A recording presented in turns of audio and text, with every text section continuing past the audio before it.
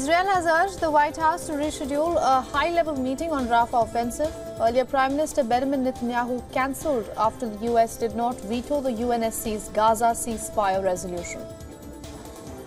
In a bid to ease tensions between the two allies, White House confirmed that Netanyahu's office has agreed to reschedule the meeting dedicated to discuss the Israeli military's plans for Gaza's southern city of Rafah. Reports claim Netanyahu is planning to send a delegation as early as next week. Earlier this week, Israeli Defense Minister Yoav Gallant also held several discussions with senior US officials as threat of Rafah ground operations have increased differences between the United States and Israel.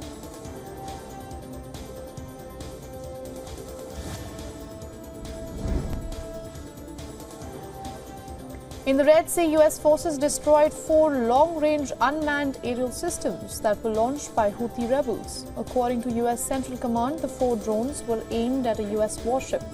The statement from CENTCOM added that these actions are taken to protect freedom of navigation and make international waters safer. In November, the Houthis launched a campaign of drone and missile strikes against vessels in the Red Sea. Since then, US and British forces have conducted strikes against the rebels.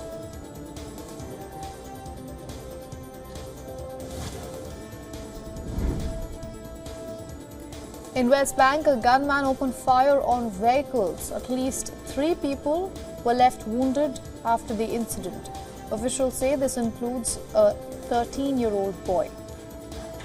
Soldiers have blocked routes in the area adjacent to the town of Al Auja in the Jordan Valley. Reports claim a man wearing military uniform opened fire on passing vehicles.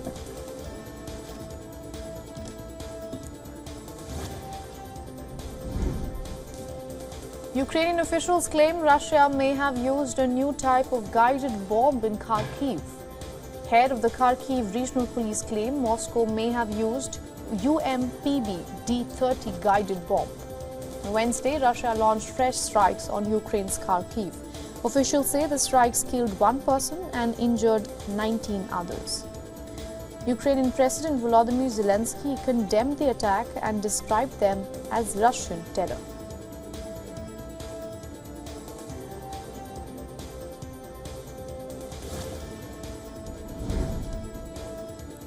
Ukraine claims it destroyed 26 out of 28 drones that was launched by Russia. Ukrainian Air Force says the Iranian-made drones were targeting several parts of eastern and southern Ukraine. The Air Force also added that Russia's overnight attack included several types of missiles. In Zaporizhzhia, officials say 2 women were wounded after the drone attack. In Odessa, Russia carried out a separate missile strike. Since the war started, Russia has launched regular airstrikes on population centers.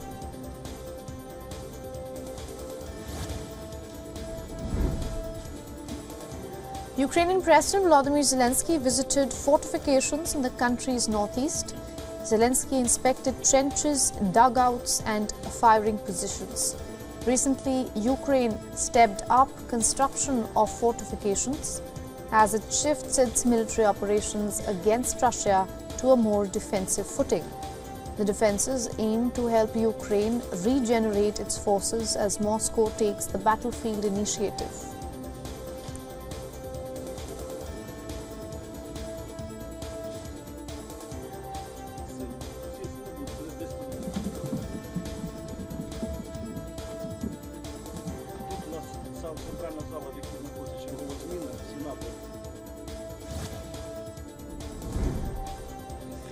Russian President Vladimir Putin visited a military base in the Tver region.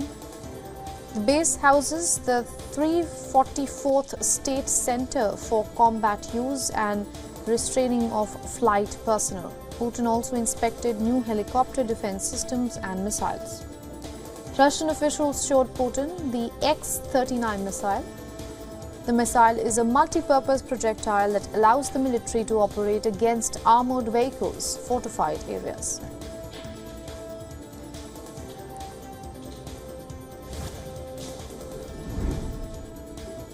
US journalist Evan Gershkovich is about to complete 1 year in Russian prison.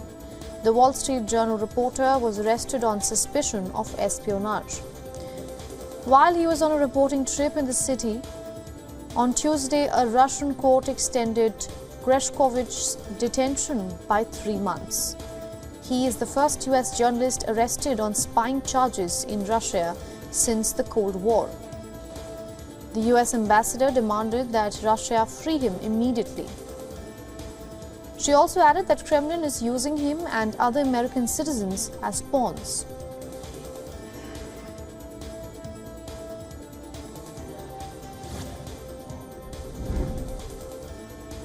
After a cargo ship smashed into Baltimore's Francis Scott Key Bridge, divers have recovered the remains of 2 of the 6 missing workers.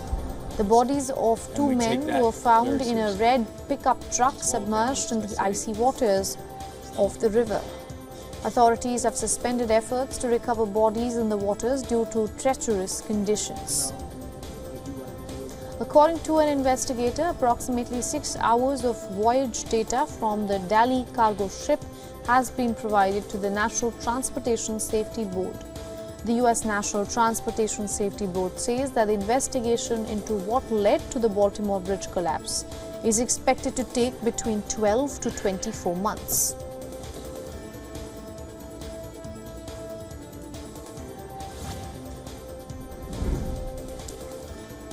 In the U.S. state of Illinois, at least 4 have been killed and more than 5 others are injured. 3 people died at the crime scene while 1 was declared dead in the hospital.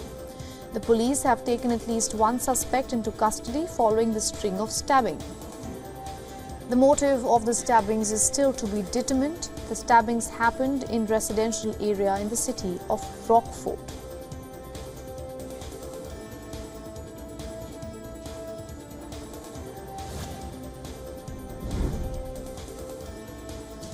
Thousands joined hands to form a human chain in Nashville, Tennessee, to remember the victims of an elementary school shooting. Last March, a 28-year-old former student stormed into the school with rifles and killed 3 9-year-old children, among with 3 staff members. Gun safety advocates and families of victims gathered and urged the Republican-controlled legislature to enact gun reform. According to a report, the United States has the highest level of firearm homicides.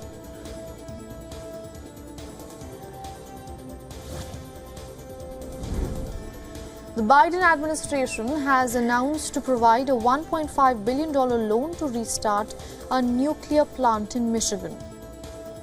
The governor says it will be the first nuclear power plant to be reopened in the U.S. However, the plant still faces multiple challenges. This includes inspections, testing, and a final approval from U.S. Nuclear Regulatory Commission. In 2022, Holtec International acquired the 800-megawatt Palisades plant. The initial plan was to dismantle it, but now the emphasis is on restarting it by late 2025.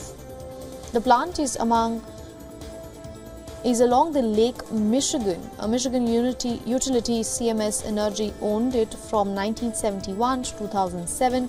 Then it was shut down in the year 2022.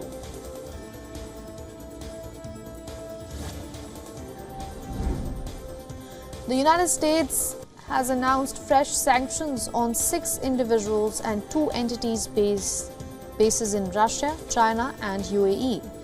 Washington accuses them of channeling funds to North Korea's weapons program. U.S. ally South Korea also imposed sanctions on 4 of the same 6 individuals. According to Seoul, one of the individuals laundered money and supplied sensitive material used to develop North Korea's nuclear and missile programs.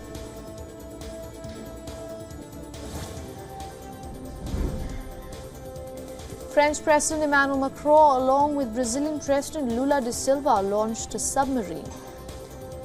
In Rio de Janeiro, Macron and Lula da Silva launched the 3rd diesel-powered submarine built in a $10 billion partnership.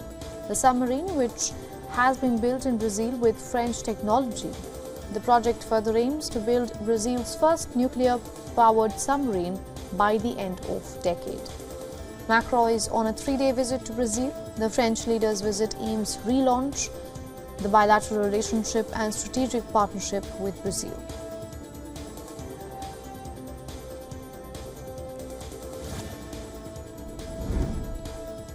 Puerto Rico has declared a public health emergency, this after a significant increase in the number of dengue cases on the island.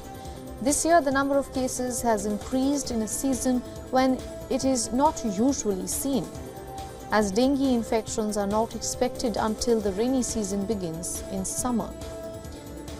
Since the beginning of the year, 549 cases have been recorded in the island. More than 60% of those infected have been hospitalized.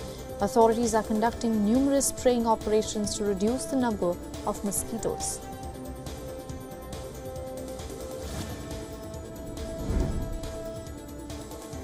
In Ecuador, police dispersed anti-mining protesters using tear gas. The protesters were demonstrating outside the Environment Ministry.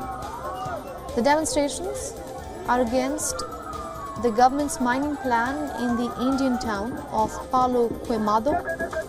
Locals and activists claim that the mines could damage the local environment and harm water resources in the area. On March 19th, the government deployed the police and army in the area that resulted in clashes between security personnel and protesters.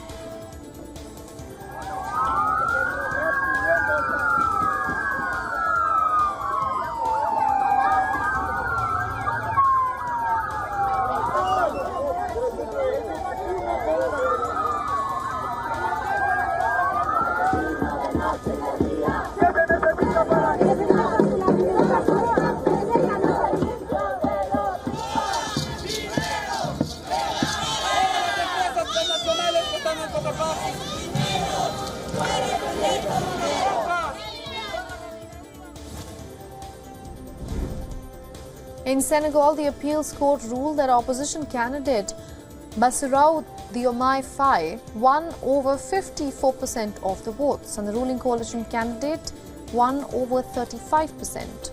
According to the court, the results are based on vote tallies from 100% of polling stations. Both incumbent President Macky Sall and rival Ba congratulated Faye. Faye has vowed to govern with humility and transparency.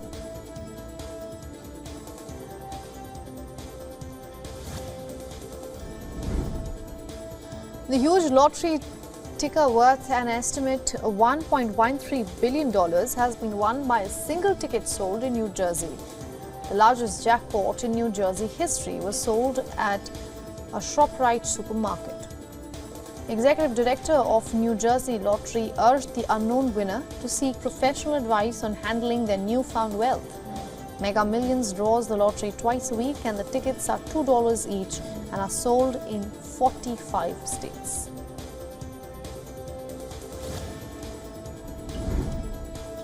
Japan's unmanned moon lander wakes up after surviving a second frigid 2-week lunar night and transmits new images back to Earth. Japan's space agency said that the device recorded images of the usual scenery with the navigational camera, among other activities. For a short period of time, the slim lander touched down in January at an off-center angle that left its solar panels facing the wrong way. Around 3 hours after the landing, officials decided to switch Slim off with 12% power remaining.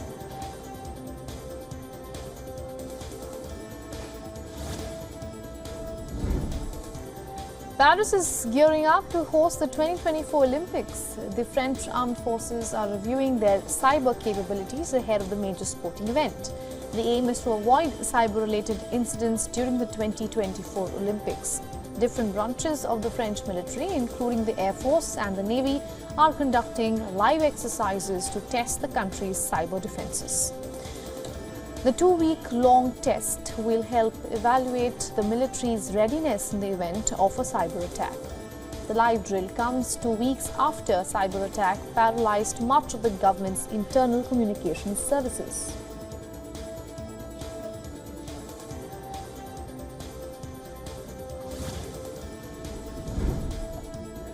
Ukraine's army is ramping up the use of drones for surveillance missions across the front line in Bakhmut.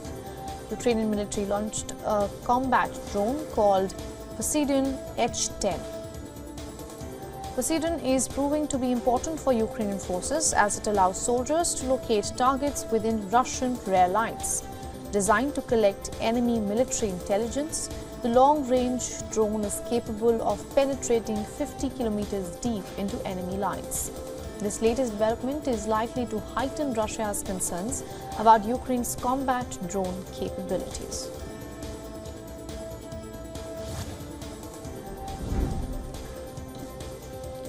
Amazon announced that senior employees whose compensation relies more on stock than cash may not receive a cash pay raise this year. Usually, the e-commerce company prioritizes cash raises for those with higher base pay. Despite Amazon's stock surging by 81% in 2023 and 18% so far in 2024, it began the year by cutting jobs and trimming stock awards to reduce costs.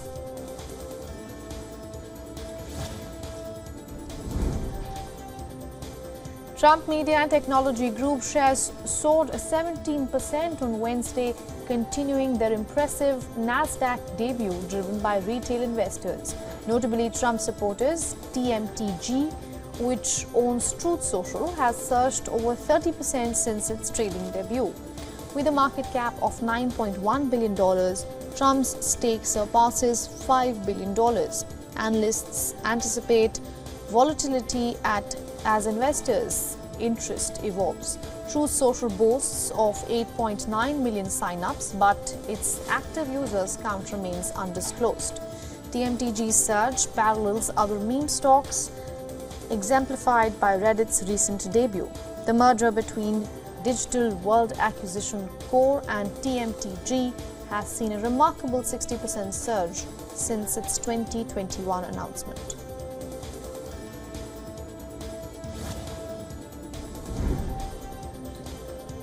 Toyota Motors' global sales dipped 7% in February, primarily due to a sharp decline in China amidst Lunar New Year holidays and intense market competition. While US and European sales surged, Japan saw a significant drop following a safety test scandal at its smaller car unit. Combined sales for January and February in China showed a milder decline. Production stoppage at Daihatsu, a Toyota subsidiary, further impacted domestic sales. Despite challenges, hybrid vehicles accounted for a significant portion of Toyota's sales. Additionally, Daihatsu's global sales plummeted by 66% in February.